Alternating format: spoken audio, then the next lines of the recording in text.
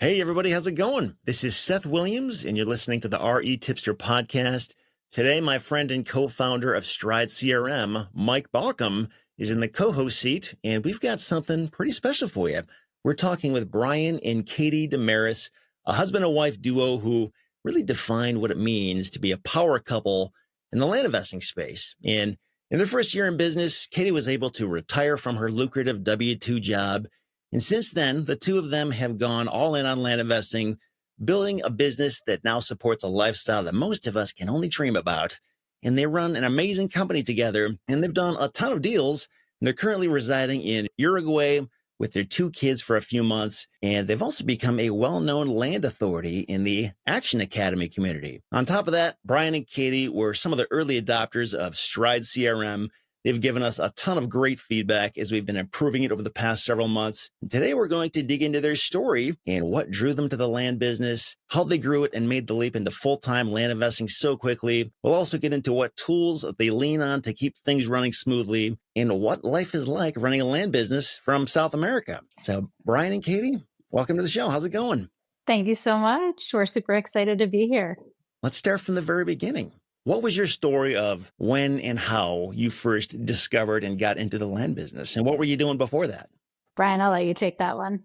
Yeah, it's almost about 2 years to the day. I think about 2 years ago in September, we started the land business. Ironically, coming full circle with Mike on the podcast with us, we reached out to Mike. I kind of backdoor channel into a small group that he was hosting and listened to, actually, ironically, some of your podcasts, Seth, to kind of learn what land is about. And prior to that, I was flipping houses and I wasn't working at W-2, but I was trying to make a real estate investment path for myself and knew that I always wanted to get Katie out of her job in the introduction there. So I had taken those steps when our daughter was born in 2020 to kind of create this lifestyle for us.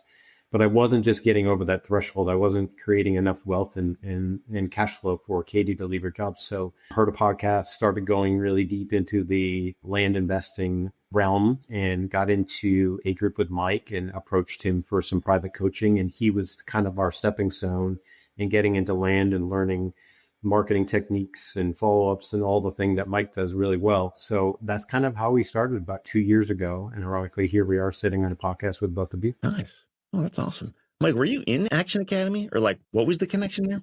No. So correct me if I'm wrong in this, Brian, but I was on a podcast, talked about team building, different things there. And of course, too, they said, what's your give? And I'm like, I don't really have a give. Maybe I'll start a little internship type program, maybe some mentoring. Started that, just a little free community. We'd meet once a week as a small mastermind, and Brian and Katie joined that. And then Brian called me out of the blue one day and said, hey, I love what you're doing. I love how you run your business. You structure your team and everything. Teach me. And I said, dude, I don't teach. And he said, well, will you start? I said, maybe. And I gave him a number that I thought was ridiculous. And he thought it was ridiculously low, which we all joke about nowadays. But at the time, I'm like, wow, somebody will pay me for this. So I put together a course for them and they went through it and just crushed it. It was amazing. We laugh about it a ton nowadays. And now it's interesting because now if I have problems in my business, I'm more than happy to reach out to them just to say, hey, what would you guys do here? As vice versa. So now we've become thick as thieves and great pals, and they're just crushing in the space. Yeah, I got to sign up for their course pretty soon. I didn't realize it had only been 2 years since you've been in this business. Yes. So that's like light speed. How quickly did you quit your job, Katie? How long did that take? Yeah, so I kind of joke about it and I say that it took me as long to birth my children as it did for us to birth this business. So it took us a little over 9 months until I was ready to quit my W-2. Okay.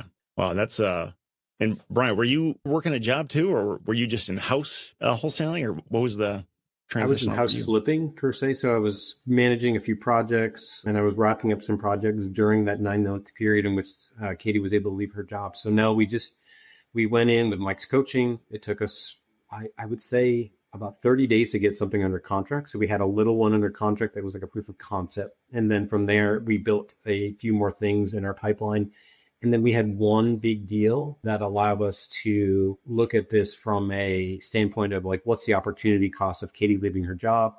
And will this if we could make the run of this. And then of course, right after that big deal, we had a slump and we had to work ourselves out of it, and the mentality shift. We were able to do so. So yeah, it's been 2 years and we've been growing pretty quickly and putting everything in place. And with Katie's background, I think you mentioned this obviously in the intro, is I'm more of that visionary, move the ball forward, come up with some new ideas. And Katie's this incredible integrator. So we just have that really cool dynamic of opposites, like the CEO and the CEO. And so I think we do have a slight advantage over your traditional partnership in that respect. Did you know that about each other before you were in the land business? Like, had you worked in business together before? Or did you just kind of discover this as you started doing it?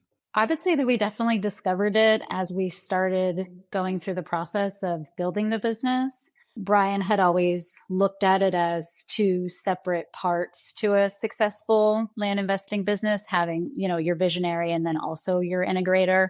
And when he had approached me and said, "Hey, do you want to be my business partner?"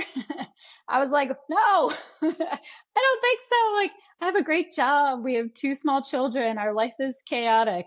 And he was like, "Okay, just start listening to these podcasts." And I continued to consume more and more information. And the more that I consumed, I realized that, okay, maybe we do have skill sets that would be able to build a foundation and make us successful, but we didn't really know the divide and conquer until we got into the weeds of it.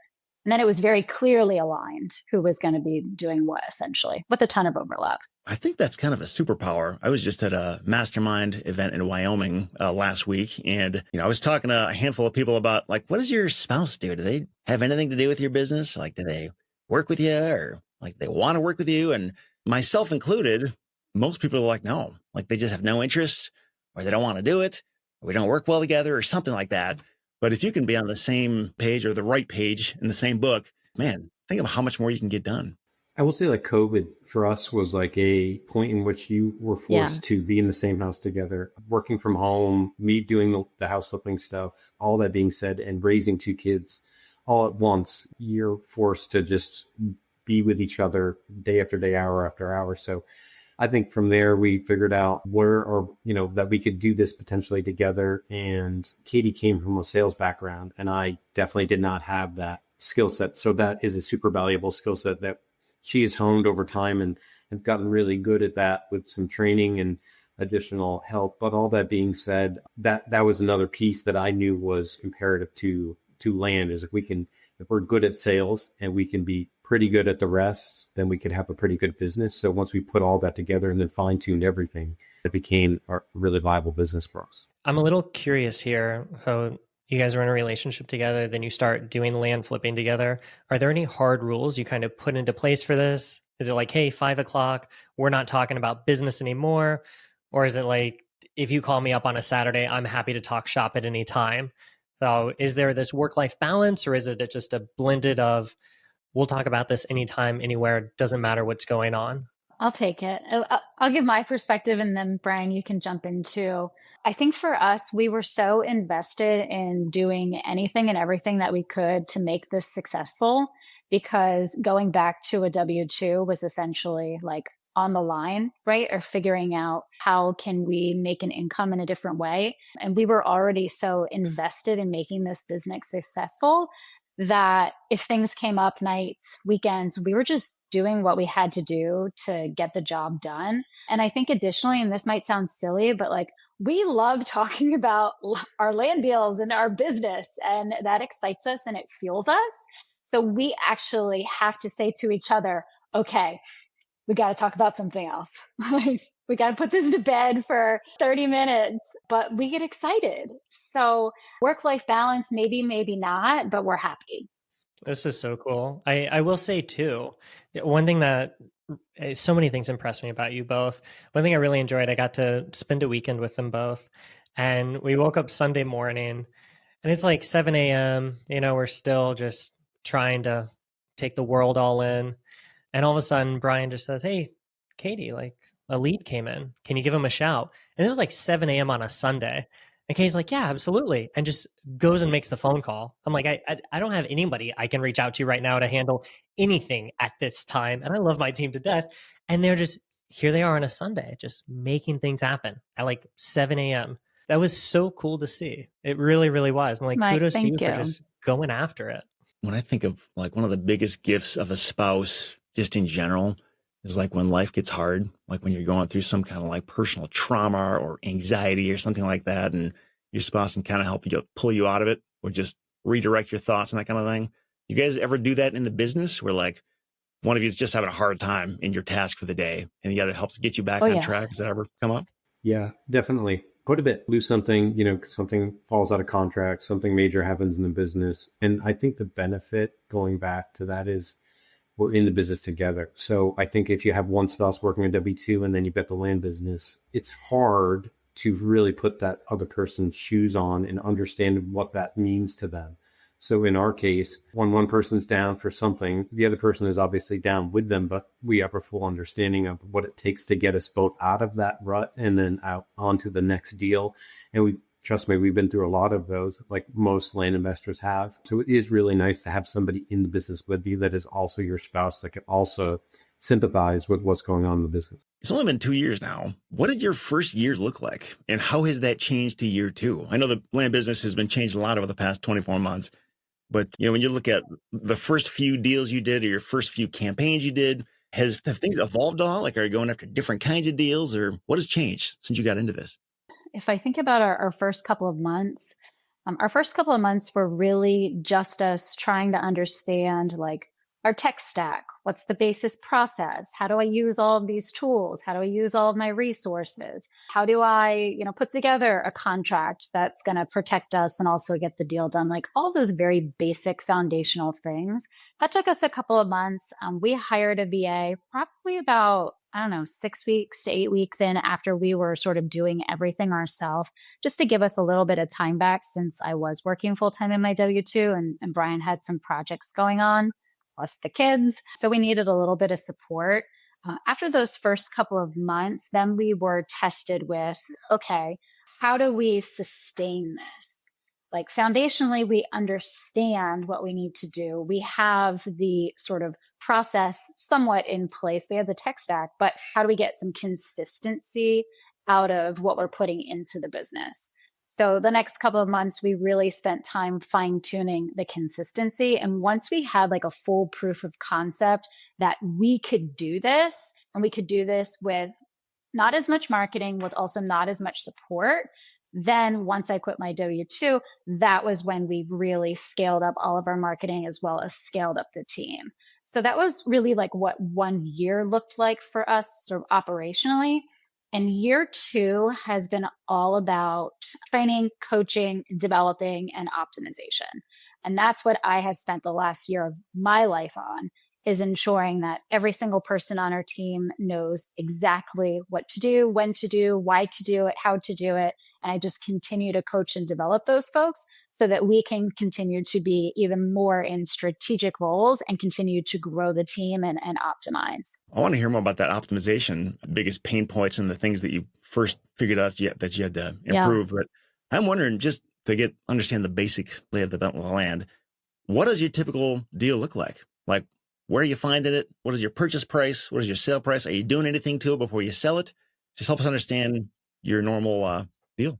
Yeah, we've got a couple of marketing channels, one being PPC. So we do get some inbound opportunities from that. We love that. It's the most compliant form of marketing we've ever found. So we do like that. And that makes up about half of our opportunities in our business. And then from there, typical deals, like in our pipeline now, we've got a couple of kind of cookie cutter, buy for 30, sell for 60, buy for 50, sell for 100. So some nice spreads in there, but some really simple deals there.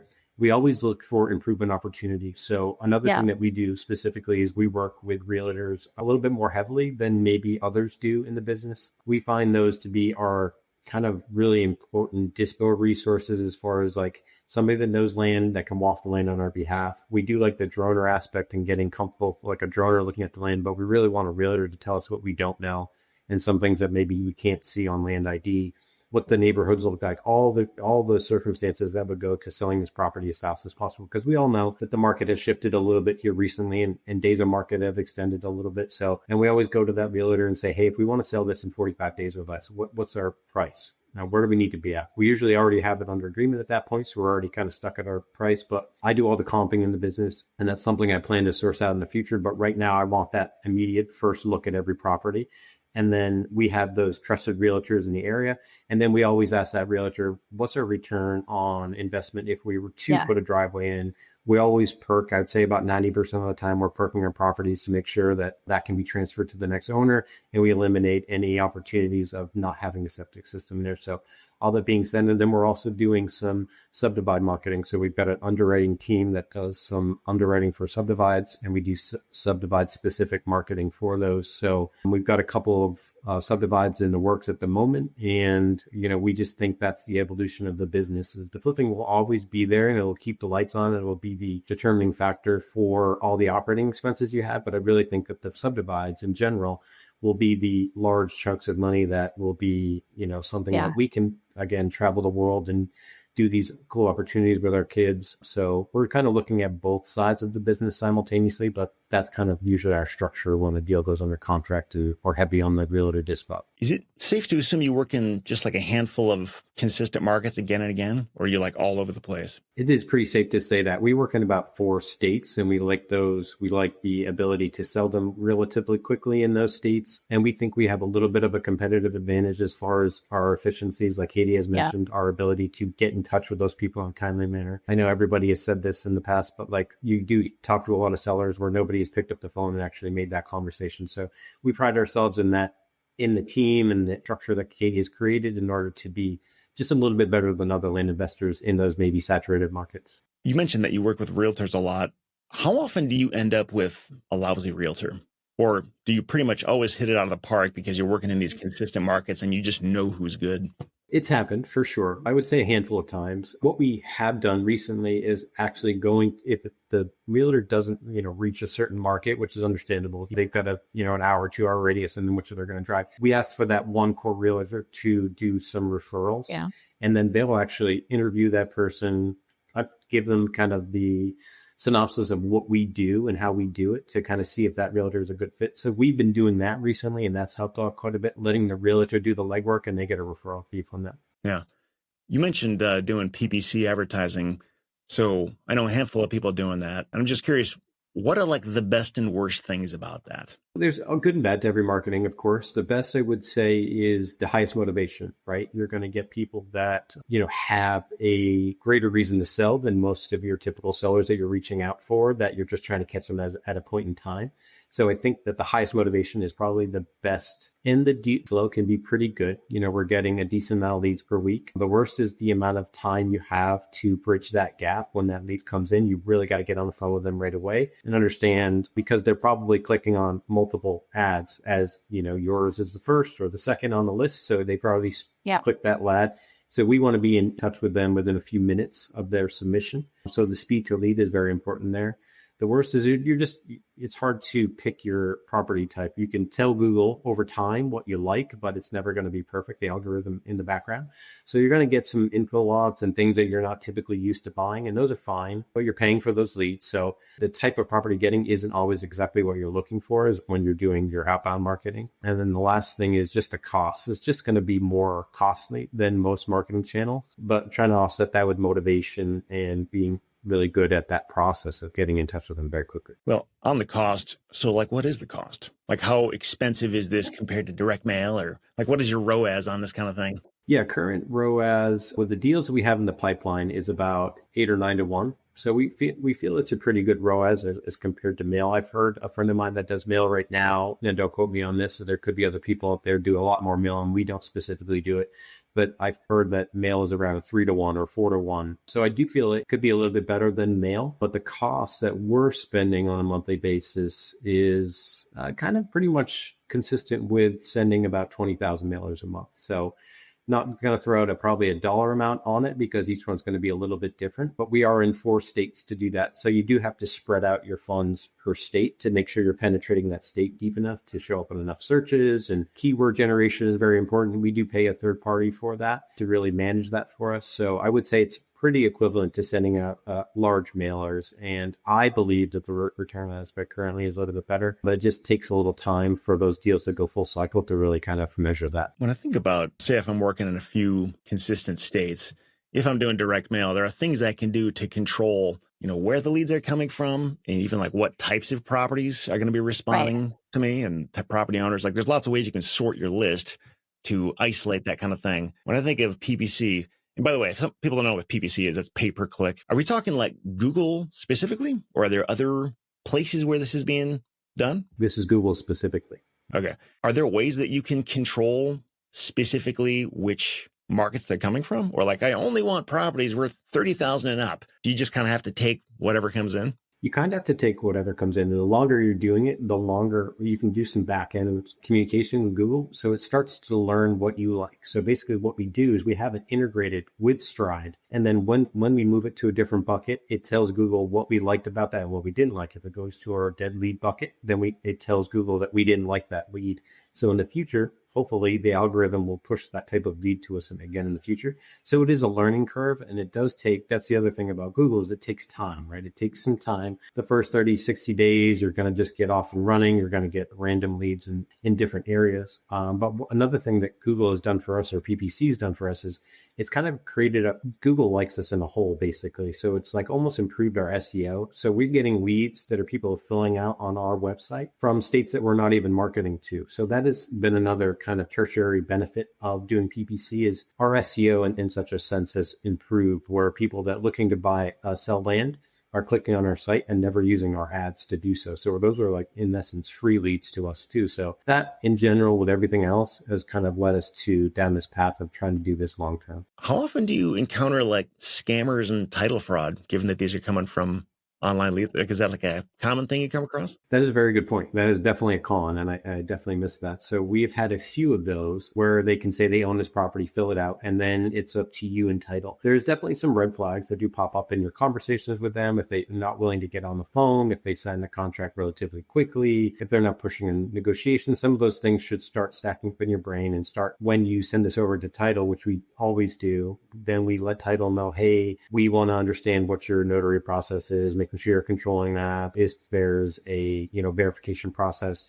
early on, and we want to understand if the seller's done that. Usually there's like an ID thing and they have to match that to their face. All that being said, it is higher and a little bit more rampant in the PPC for sure, since it is something that anybody can fill out and submit to you. Switching gears a little bit. So like, how are you getting your properties sold? I know you said you use realtors a lot. Do you use them for every single deal? Or are there ever times when you don't use a realtor? No, I would say about 95% of the time it's all realtor-based sales for us. We've tried a few self-listing and some of that works from time to time. We've just not had a lot of luck. We always do the Facebook first and try to get a feel for the market there. But most of the time, I would say almost every time actually, we're using a realtor and just getting that sign out front, getting their feedback, following up with the realtors on a weekly basis, making price reductions when necessary, and just having those constant communication with the realtors once they hit the market. So in the 5% of times when you're not using a realtor, what's happening now? Something just go horribly wrong? Yeah, no, that's just a self-listing service. That's maybe we've sold it on Facebook ourselves.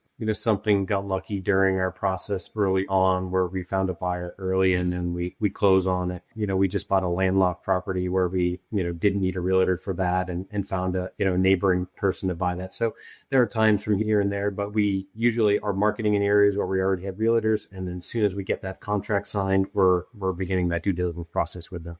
So how many people are on your team right now? There's 9 of us today, and that includes Brian and I. And did you start hiring team members like almost immediately? Or did you have to go through a number of campaigns or something before you decided, oh, we need people now? And then who did you hire first? Yes. So probably about 6 to 8 weeks in, we hired our first VA. They had come onto the team to manage some of our marketing platforms, as well as just like general administrative support. It really wasn't until I was ready to quit my W-2 that we ended up bringing on Call Power, because I was doing all the sales calls myself. So taking on all call ones, all offer calls, everything. And then once I actually had enough time, because it was a battle between, do you just do it? Because I didn't really have time to be doing it and be coaching and training and developing somebody properly when I had a full-time job. So once I actually had that bandwidth, then we were able to start expanding our team even further. I know you guys have a really successful business and the team is a big part of that. Is there anything you've learned about like where and how do you find the right people, or how do you make sure you're getting the right person right out of the gate? Yeah, so we have primarily used onlinejobs.ph or Upwork to identify our employees, or referrals too. So, within the community, there are a lot of people that are either pivoting, or there's somebody that requires different hours. Maybe they're looking to do something a little bit different within the business and they just don't have an opportunity where they currently are. So either referrals internally in the land investing community, and then also referrals from our current employees. So those are the four main places where we've been able to hire like great talent from. One of our employees celebrated a year in July, and we have another employee celebrating a year today. So retention is very important to the success of our business, because I pour so much of my time and my energy into coaching and developing our team and ensuring that our processes are smooth so that we can, maintain them and keep them happy, right? We genuinely believe that our employees really love working with us. So when I create a culture of accountability, sustainability, but also fun. I don't want to speak for Mike, but Mike, I feel like a lot of your time goes into building and maintaining and, building the culture of your team. Katie, it sounds like maybe that's true for you as well. I mean, would you say that, like, I guess this question is for both of you, Mike and Katie, does all of your time go into that? Like, do you do anything where it's like you are actually implementing the business, or is that pretty much your full-time job now, is just making sure the team is firing on all cylinders? I think earlier on, you pour into your team more and more. What's nice about that is as you start pouring into people and they feel how much you care, they now kind of learn the ability of what does good leadership look like? What does pouring into others look like? So now they start managing other people on your team and taking care of each other just as you take care of them. So I think over time, you almost have this flywheel of where new people coming in feel love and support right off the bat, because now their other associates make them feel loved and supported because those associates have been working with you for a while now. So person celebrating their 1-year anniversary on Katie and Brian's team, anyone new coming into their fold is going to say, this is an amazing organization. And I will say, I take a lot of pride in how I run my team. I've stolen a lot of tips and tricks from Katie and Brian as well, with ways they go about taking care of their team or sending them gifts, which I hope they're going to get into, or I'll tell everybody what they do there. But they have some really creative ways of just creating lists and really making their employees feel seen and heard and loved. And it's beautiful. You guys are doing it. Really is. Yeah, that's awesome. Let's hear your tricks, Katie. I got to hear this. Well, the first question what you had asked was, where do I spend most of my time? And it's just more recently started to pivot to where I'm spending a little bit more of my time being a bit more of a visionary, because I'm more focused on sort of strategic optimization within every single piece of our business. I'm still doing sales calls. I'm still running coaching calls and some one-on-ones within the team. I still run our level 10 meetings. So operationally, I'm heavily involved, but I am just not on the phone with sellers as much as I used to be, because I've taught my team. They're making the majority of our offers at this point, unless it's more of a complex deal or, it's a more of a subdivide type of project. And of course, I'm going to take on those conversations, but our team has really stepped up. And to Mike's point, we've started to create some, and I wouldn't say leadership levels per se, but elevation levels within our company where people are more responsible, not necessarily for the success of somebody else, but for the success of a business area. And they've shown the interest in wanting to learn more, grow their skill set, grow their career, which has also then helped take different types of tasks off my back, giving people additional responsibility and the opportunity just to continue to learn and grow within our organization. So that's what we've, been heavily focused on quite a bit more recently. So is there something you send gifts to people or something? Or like, is there some interpersonal relationship hacks that to keep people particularly happy on your team, or what do you do?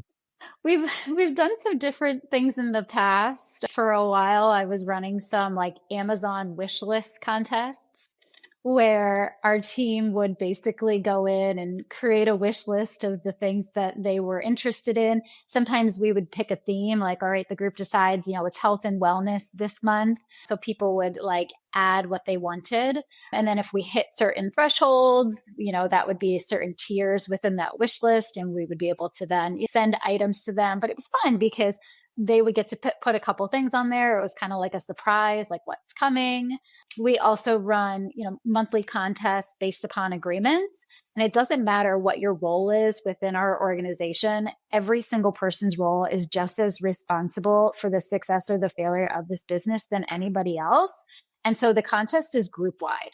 So what's good for the goose is good for the gander. And so, essentially the more agreements that we have, minus netting out what we've canceled, will then lead us to, again, a financial incentive for the team. And that's just something we do every single month just to get people excited. Our Discord blows up with memes every single morning, whether it's a tired cat drinking a cup of coffee or a crazy duck running around saying good morning.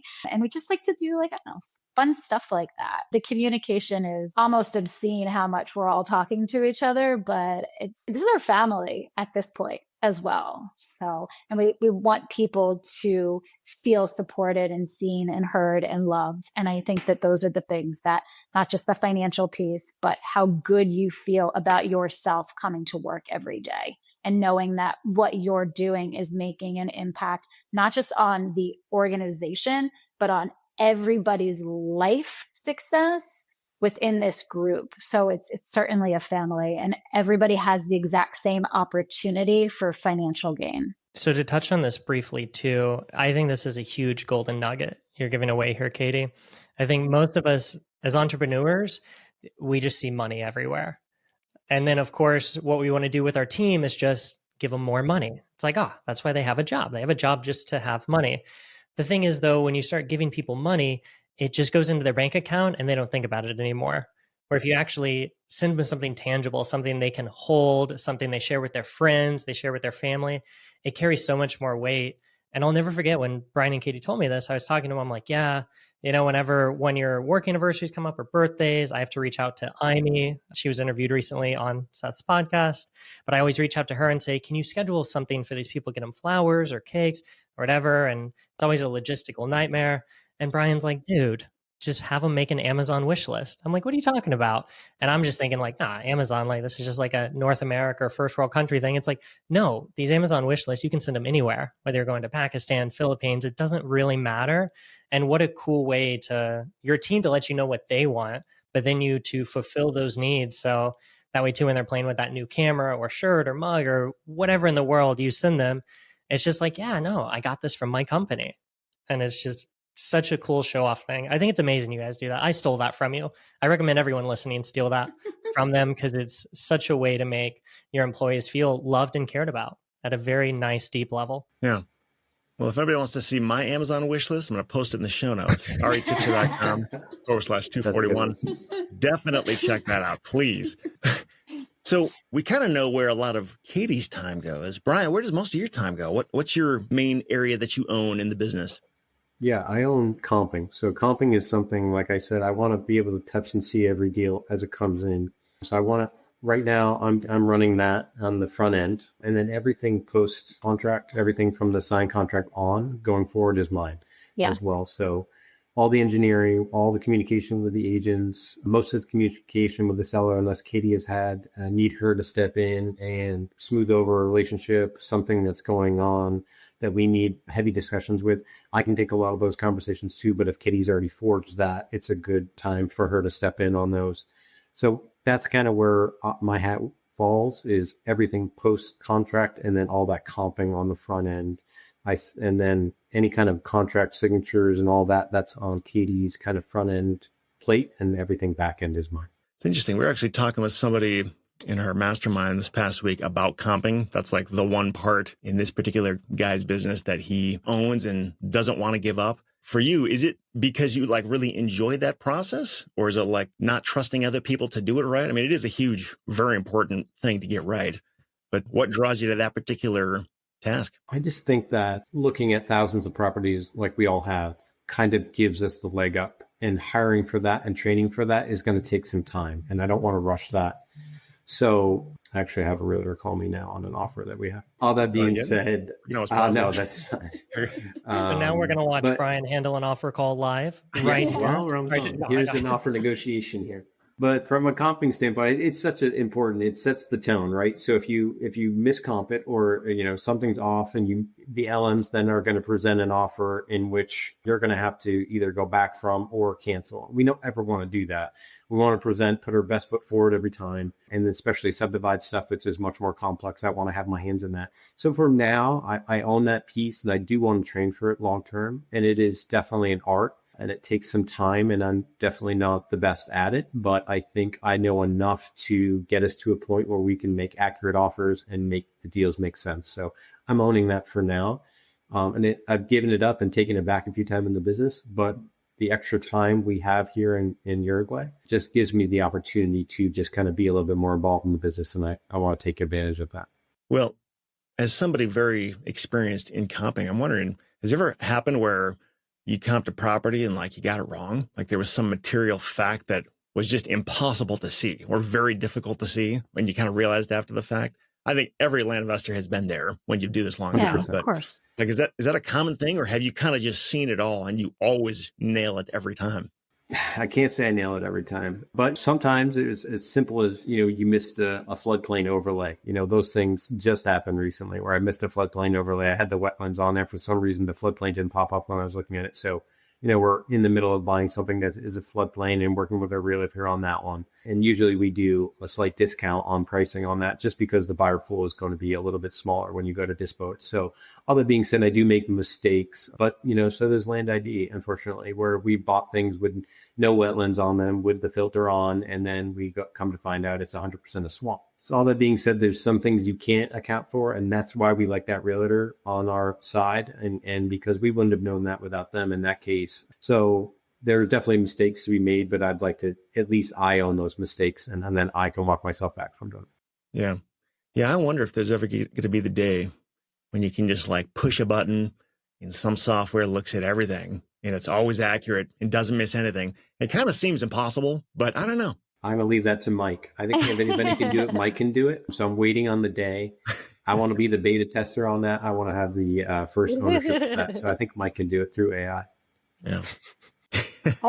I think too, in the season of optimization that we're in right now, Brian handling the comping 100% right now, what it has really done is it's sped up our time to make offers, because he is comping every property prior to these lead managers having their booked conversations. So they already know what the target is, what the max is, if we're going to be interested in doing any type of EMD, what our closing time frame is. So they have all the power to be able to negotiate on that first call and anchor them and potentially call them back in 10 minutes with a formal written offer. At the end of the day, Brian and I don't really have a number two, or technically maybe a number three, I don't know, but we don't have anybody else operationally that is under us that is approving the deals on our behalf. So he's having to review and look at them anyways. So with him being on the front end, we are just moving a lot faster. Yeah. Yeah, I can totally see that. Well, kind of touched a little bit on software, but on the software front, and yes, this is kind of a leading question, are there any specific tools or resources you found helpful in your business? What is your go-to CRM, just for example? Just for example, so I'm not sure if you guys have heard of it or not, but we're actually using a new CRM that was built by land investors for land investors. It's called Stride. Yeah, I think I've heard about this. I've been hearing a lot about that. REtipster? Exactly. So we switched over to Stride a couple of months ago at this point. We had used 2 formal CRMs prior to. So we've actually tracked our business 5 different ways in the last 2 years. We are done. CRM searching.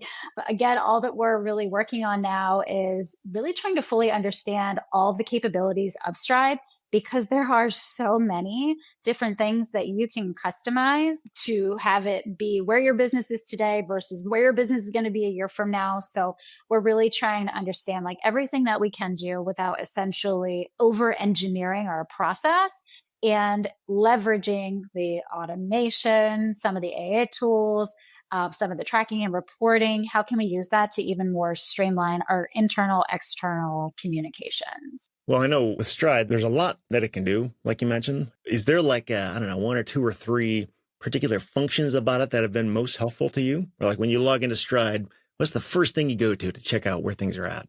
Oh, my Smartlists. I love those.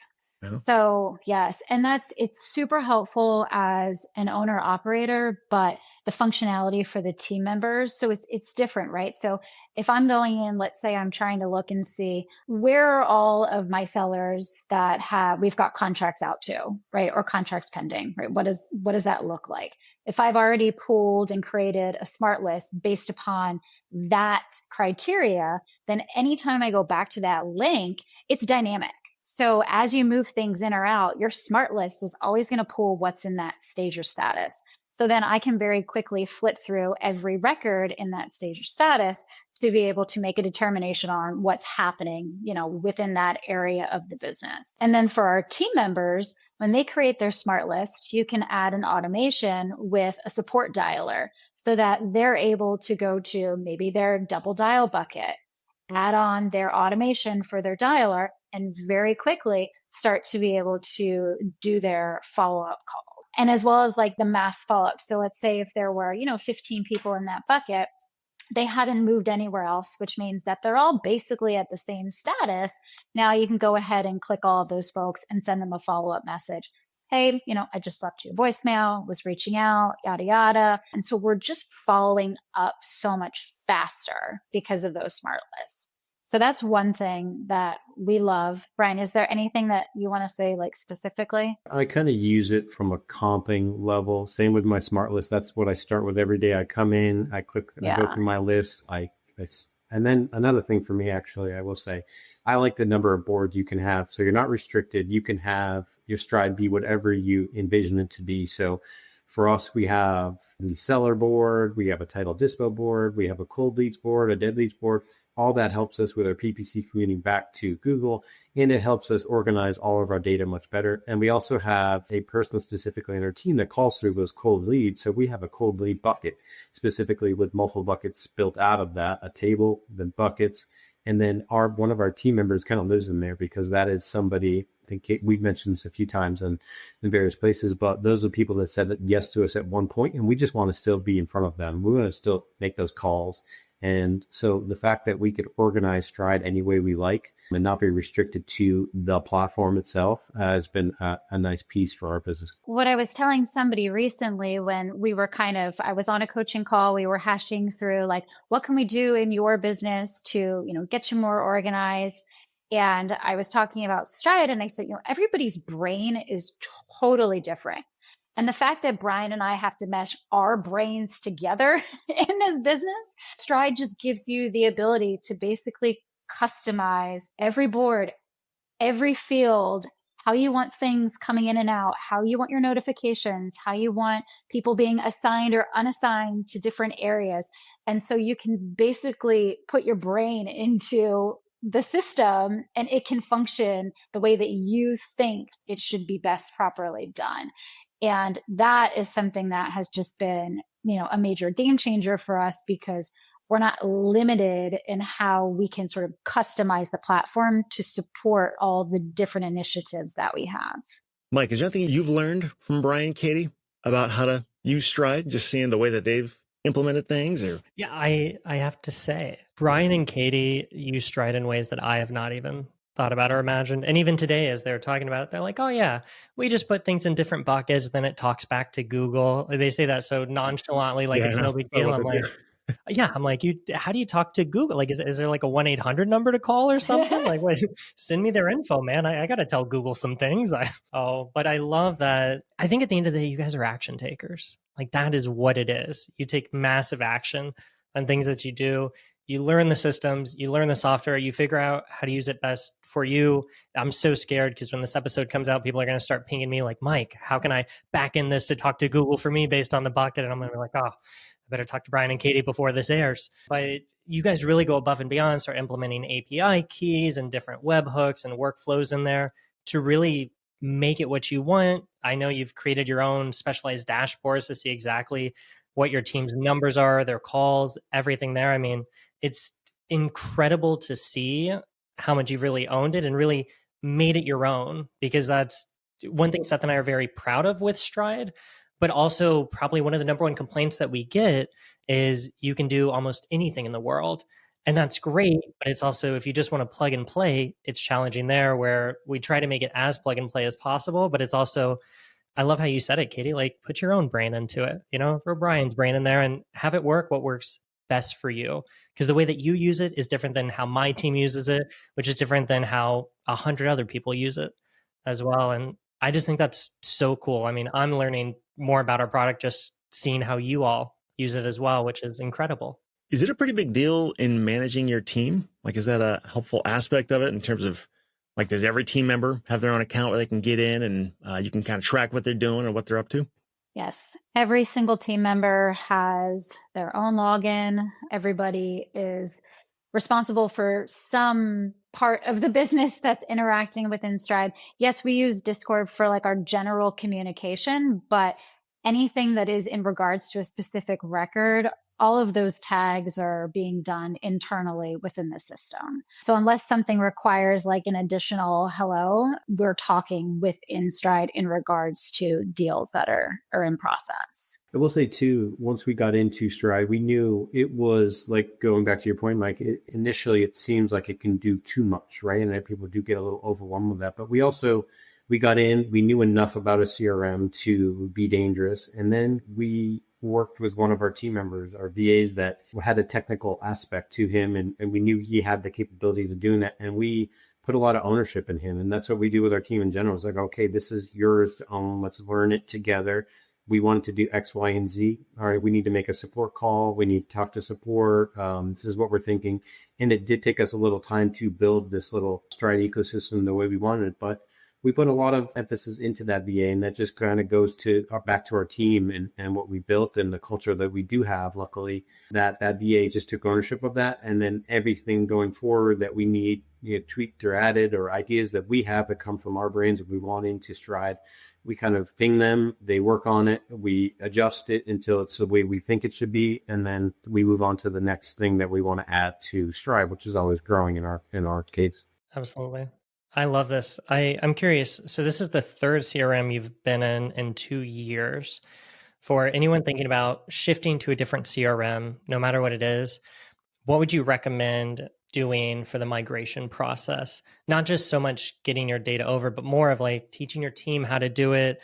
Is this just a hard stop on the CRM you're using? It's just, let's export all the data today and join Stride tomorrow and just start at zero? Or what do you recommend for a migration process like this? Because any new software, no matter what it is, like it's hard, it's challenging. And especially a CRM that can be so robust is even more challenging sometimes. What does that look like?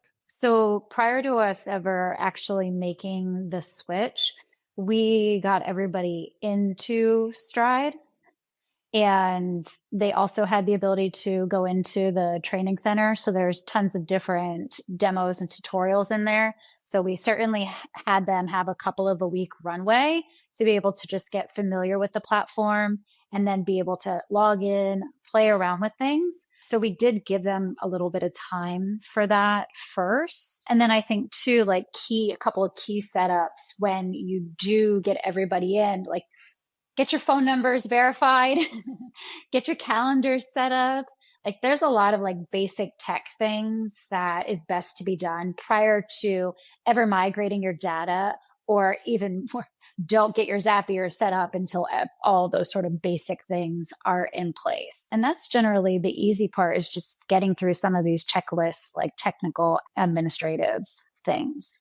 And then I do think that we let them overlap for maybe 2 months just to make sure all the quirks and the kinks are removed. We move the data over, we use Fiverr and some of those things rather than trying to, do that ourselves. So we did all those things. We'd let them overlap for a little bit. And then we just made the hard pivot over a weekend is what we decided to do. So we just blocked off a weekend with our BA and we just said, okay, it's time to go. And we just had all the data moved and then we just lived in that going forward. And then we used the previous CRM a little bit to make sure all the kinks were worked out. But we just had to make a hard stop at that point. CRM thing is very powerful, but it can be a big move to transition to it. Yes. And when I got started with it, I kind of just spaced it out a little bit and said, okay, week 1, I'm going to learn how email works. Week 2, I'm going to learn how the phone works. Just kind of one step at a time, kind of learn to master it. I don't think we were that intentional, but we did have like a project management log and timeline. And we worked with one of our team members who Brian was mentioning. But funny story. So this past week on our level 10 meeting, Stride always has a very specific place within that conversation because we're always talking about what else can we do to improve other people's processes in all the different areas of the business. And my team member said, he goes, why do I always have so many things on the to-do list compared to everybody else? Well, this is the core arena of where we house our business. And we're just going to keep going as things come up and keep solving. If we can do that from a tech perspective, that's just going to continue to optimize the business. Oh, that's awesome. Appreciate hearing your feedback. Anything else you want to add, Mike? No, but I'm curious, pivoting a little bit here. You work with a lot of other investors. You see land investors coming up, starting out who are new into the mix. And you probably work with some who have been in the space for a little bit. And I will say, out of so many people I've met in this space, your names come up so frequently. I know Ajay sings your praises as well. You just have Love really Ajay. He's the best. And you guys have been such big disruptors in this space.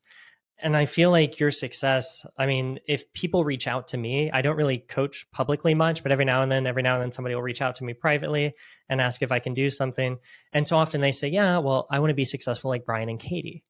And I'm like, well, good luck. But really, what is the trick? Or what do you feel like that really distinguishes you from the others out there? Because you've had this level of success that I think is a bit abnormal in this space with how short of a time you've been in here and you've grown it so quickly. I mean, year 1, you're leaving your very nice W-2 while having 2 kiddos and now living in Uruguay for 3 months for fun and seeing the world. Like, what's the secret sauce? Not giving up when it gets tough, because it's going to. It's super exciting when you're first building your business, right? And doing some of the foundational stuff, like especially if somebody's going to coach you and sort of point you in the right direction and give you the roadmap, like that stuff it's fun. It's easy. You can check the boxes and get stuff done and get your foundation.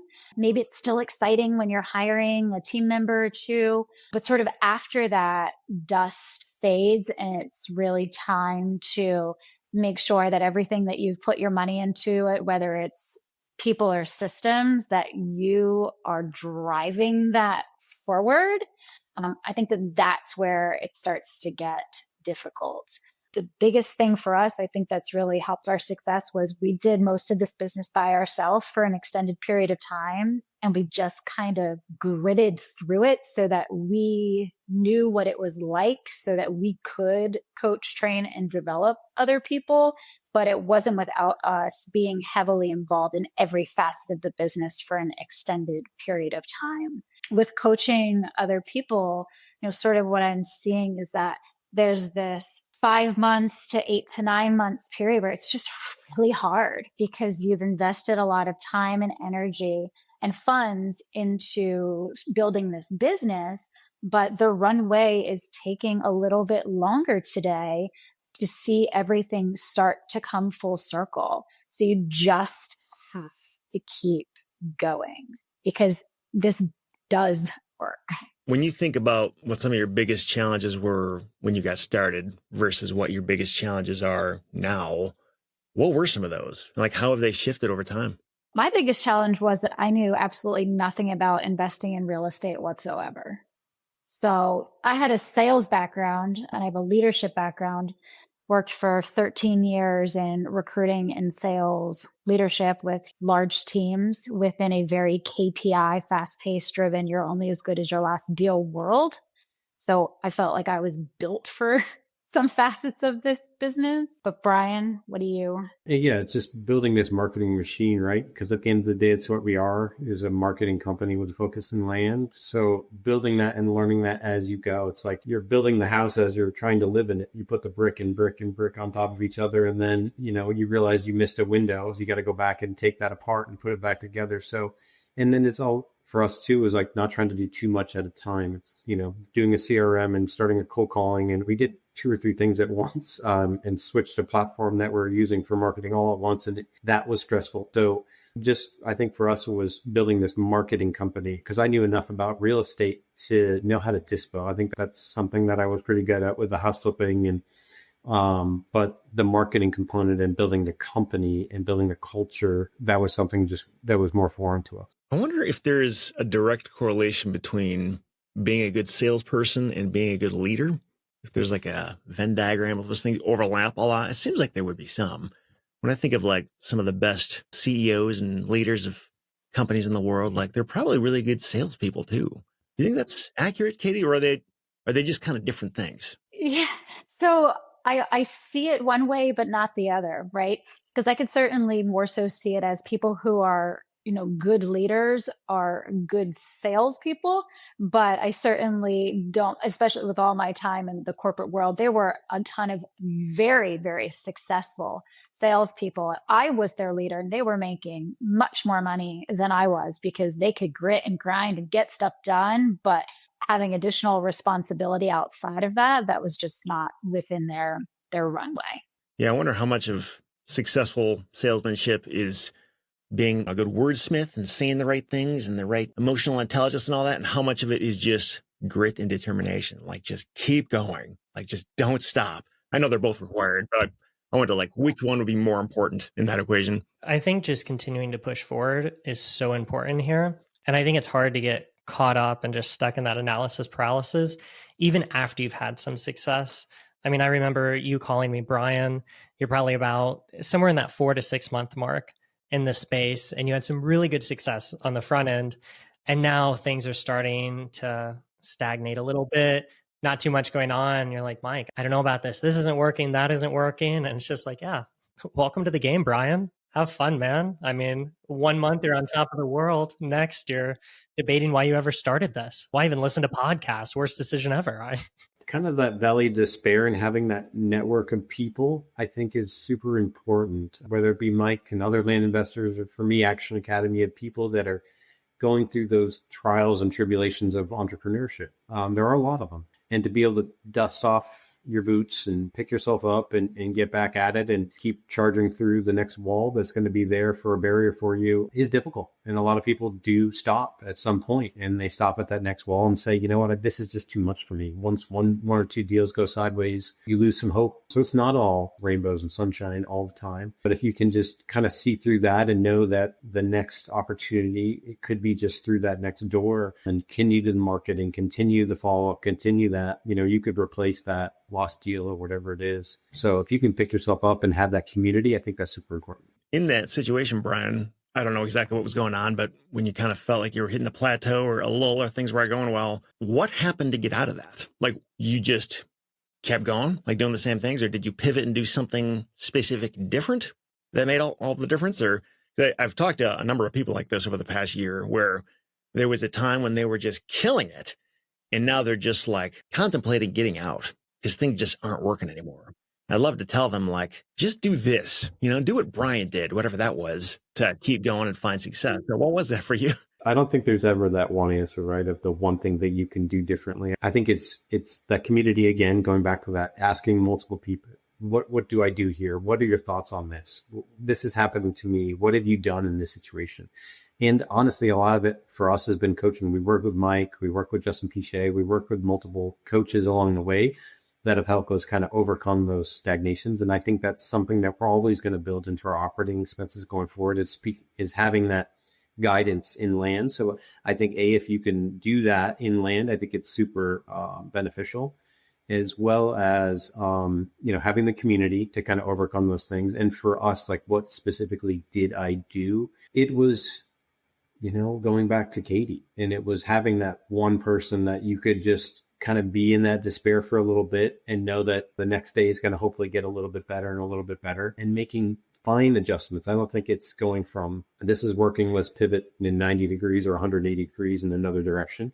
It's making fine tune adjustments to the business, or if nothing at all, just continue to forge forward. So it's definitely dependent on what that specific situation is. But again, just coming back to community, keep trudging through it, and there may be something on the other side. Is this kind of always like a needle in a haystack type of marketing we're in. You have to send a lot of pieces of mail or a lot of text or a lot of whatever you're doing to find that next opportunity, and then fine-tuning your process and training and all the things that we've done in our business to make this kind of like an engine that goes on its own. So I wish I had a good answer for you, but we just picked it up and talked amongst each other quite a bit. Well, I think it is a good answer because in a nutshell, what I hear you saying is people. People are the ones that you can talk to, make all the difference, change your mindset, change your approach.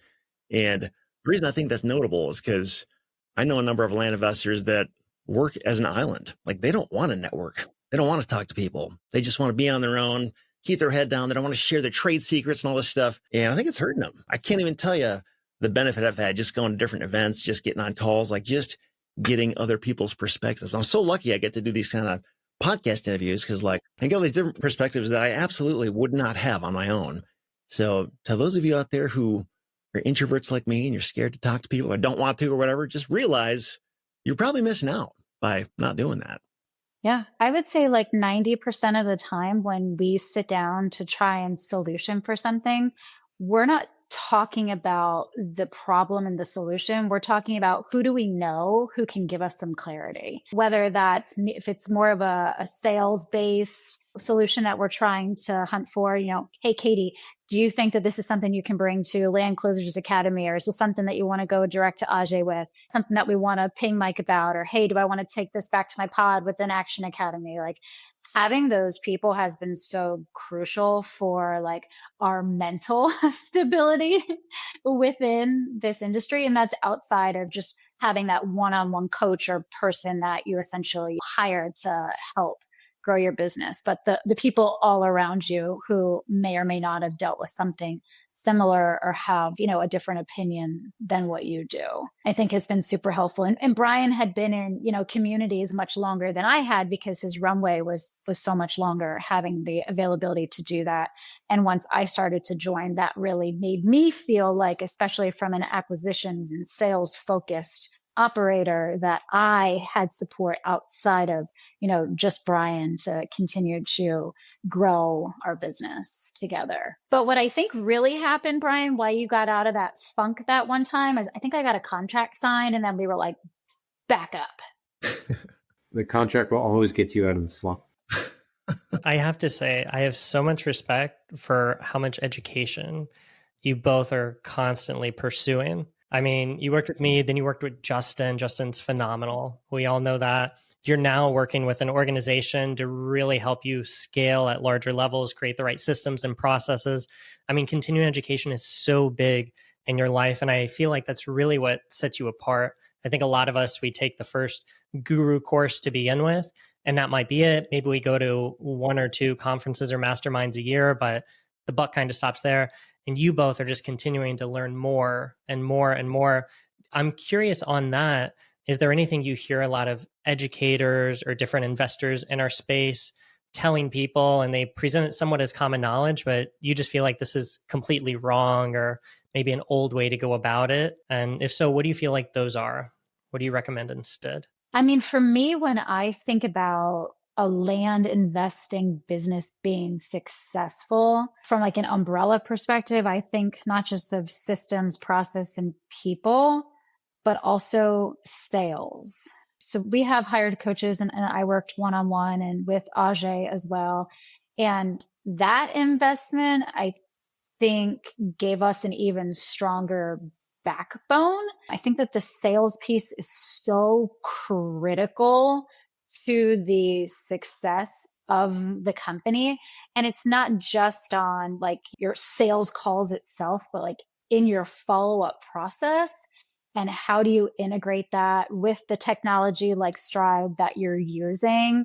I just think that the sales piece is just so, so, so important. And I hear a lot of people talking more about like metrics or process and numbers. But at the end of the day, like, how many like follow-up calls are you making? What's your follow-up cadence? How long are you on the phone with those people? So that like sales piece, I just think is so critical. And I also think too, we talk about like, growing the teams themselves, but I think that there is a lack of a conversation around like continuing education with your teams.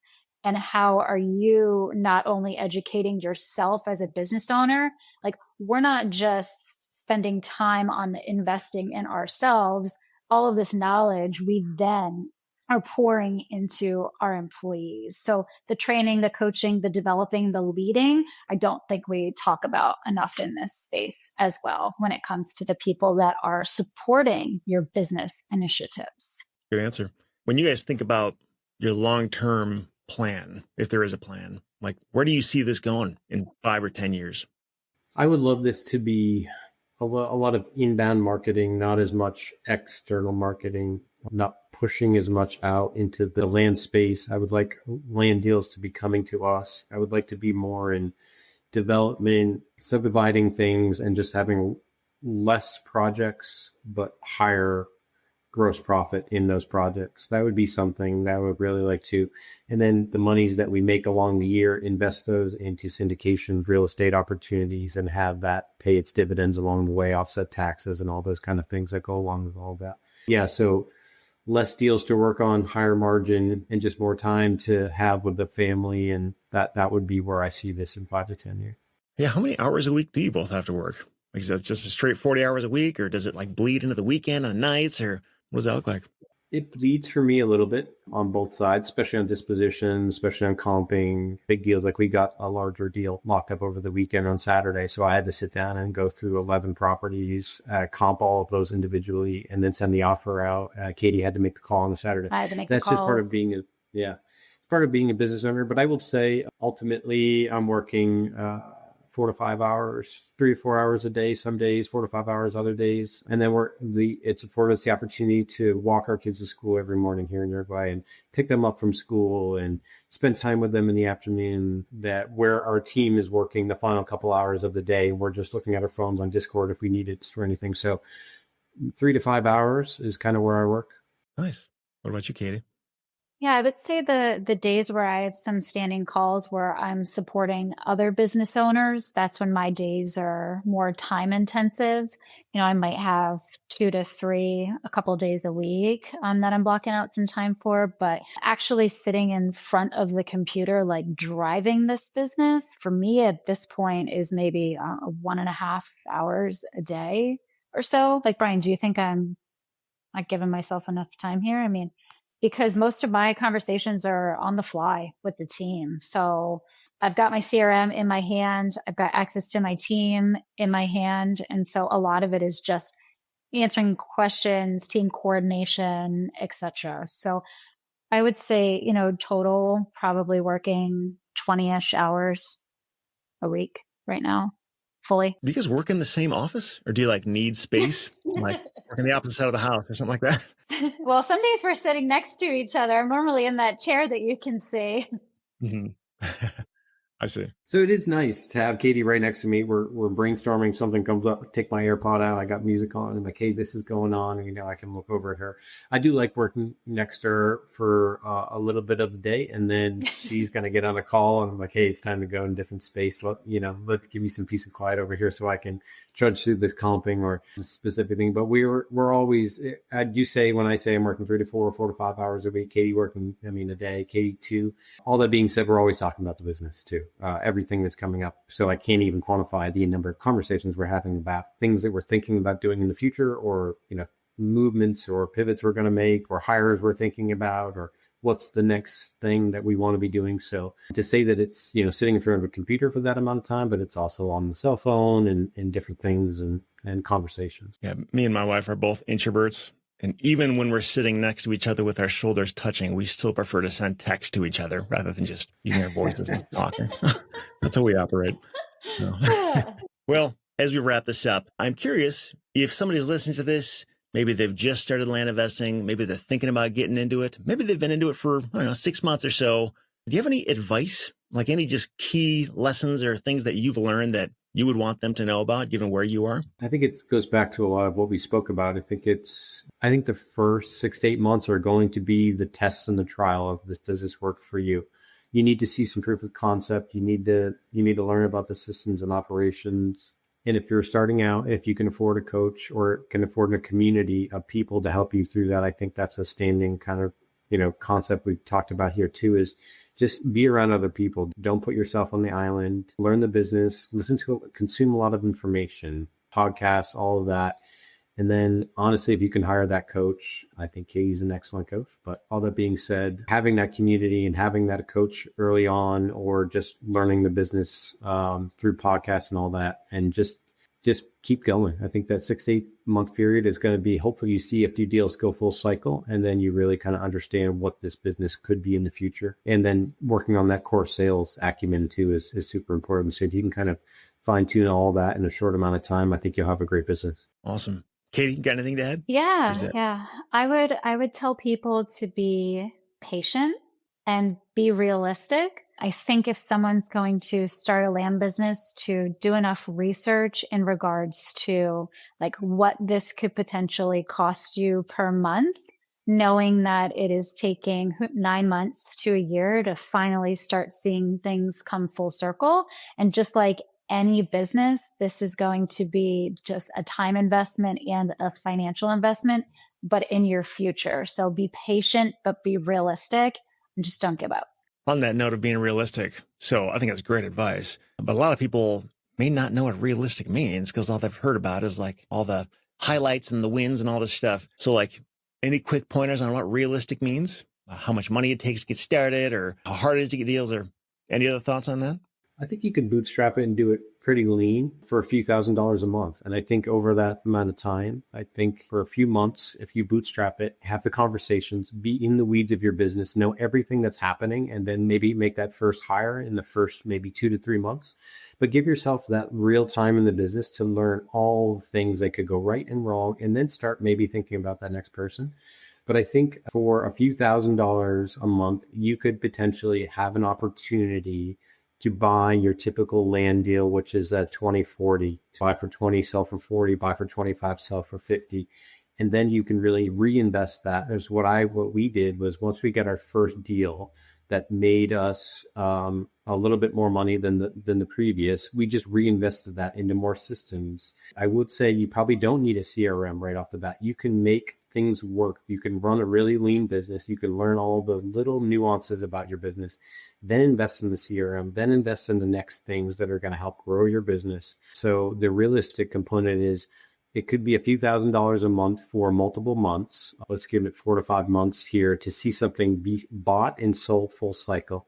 But you can learn a lot in that time period. And then from there, you can reinvest those funds and then start growing your business, hire a few team members along the way. So realistically, it's not a super expensive and high dollar business to get started, but it is entrepreneurship. It's not easy. I'm sorry, I keep trying to end this, but one last question. Being a power couple in the land business, Katie, if you didn't know Brian, if you weren't married to him, or Brian, if you didn't know Katie, if you guys weren't married, just doing this on your own, do you think you would have succeeded at this? Or would you be where you are now? Or is it basically multiplied your success having a spouse and a friend and a partner the way you both do? I'll start. So I would not be doing land investing if it wasn't for Brian specifically. Land investing was completely off my radar. I was very comfortable in my W-2. I was very successful in that world. I was content with everything. He really sort of opened my eyes up to a whole nother life opportunity, not just our jobs, but an entire new life opportunity. So I would not be successful in this if it wasn't for Brian, because I just wouldn't be here. And I think, if I had this skill set now, I think I could create a pretty, mean team to compete with Brian, but there's so many things that he does within our business that it's not my strength. So I truly think that we do complement each other.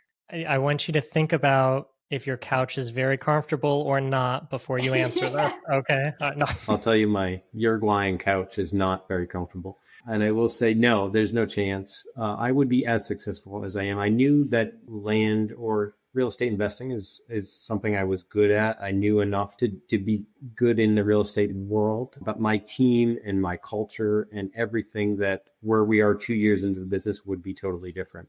And that's where I think a lot of solopreneurs out there are struggling because they don't have all the pieces that we may have: integration, sales, my acumen, Katie's acumen, our ability to collaborate together. So that's a great question, because I know where I'm at, it would be, hey guys, we got to do this today. And the team wouldn't be as strong and prevalent in our business as it would be if it was just me. So, and I would just run it at like a straight ship, and everybody would be probably jumping on and off the whole time. So all that being said, it would be a totally different business today. But I think that, if you are a solopreneur, to kind of overcome those things that you are not good at and kind of put together a unified person like Katie and I have, is to get that training and to be around those other people that can give you those information in order to add those components of your business that you may not like to do, because certain things energize me and I do those now in the business, and certain things energize Katie and she does those.